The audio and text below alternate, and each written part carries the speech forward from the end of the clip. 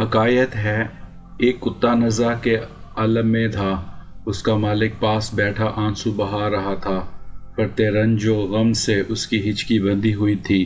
روتا جاتا اور کہتا جاتا کہ ہائے، مجھ پر تو آسمان ٹوٹ پڑا، میں مارا گیا، کیا کروں، کدھر جاؤں، کون سا جتن کروں کہ میرے پیارے کتے کی جان بچ جائے۔ غرض اسی طرح اونچی آواز سے روتا اور بین کر رہا تھا کہ ایک فقیر کا ادھر سے گزر ہوا۔ کتے کے مالک کو یوں بے حال دیکھا تو پوچھا، خیر تو ہے؟ یوں گلا پھاڑ پھاڑ کر کیوں رو رہا ہے؟ کتے کے مالک نے جواب دیا، ہائے، کیا کہوں، کون میری فریاد سننے والا ہے؟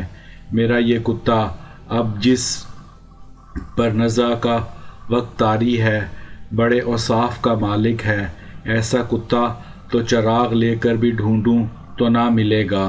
رات بھر میرے مکان کی نگرانی کرتا ہے، کیا مجال کوئی پرندہ بھی ادھر پر مارے۔ کتا کیا، اسے شیر کہوں، شیر، بڑی بڑی روشن آنکھوں والا، ہیبت ناک اونچا قد، دوڑنے میں ہرن کو مات کرے۔ اسے دیکھ کر چوروں اچکوں کی روح فنا ہو جاتی ہے۔ شکار کے تعاقب میں نکلے ہوئے تیر کی طرح جاتا ہے۔ ان خوبیوں کے ساتھ ساتھ بلا کا قانع، صابر، بے غرض اور وفادار بھی۔ فقیر نے بے حد متاثر ہو کر پوچھا، تیرے کتے کو تکلیف کیا ہے؟ کیا اس کو کوئی مہلک زخم آ گیا ہے؟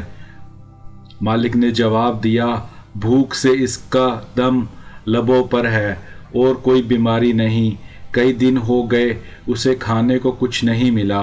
فقیر نے کہا، اب صبر کرو، اس کے سوا اور چارہ ہی کیا ہے؟ خدا کے ہاں کسی چیز کی کمی نہیں، اللہ تعالیٰ صبر کا پھل دیتا ہے۔ اتنے میں فقیر کی نظر رونے والے شخص کی پیٹھ پر پڑی، جہاں کپڑے میں کوئی چیز بندھی ہوئی لٹک رہی تھی۔ اس نے پوچھا، میاں، اس کپڑے میں کیا لپٹا ہوا ہے؟ اس نے جواب دیا، یہ کل کے لیے چند روٹیاں اور کھانے پینے کا دوسرا سامان ہے۔ یہ سن کر فقیر کو سخت تعجب ہوا۔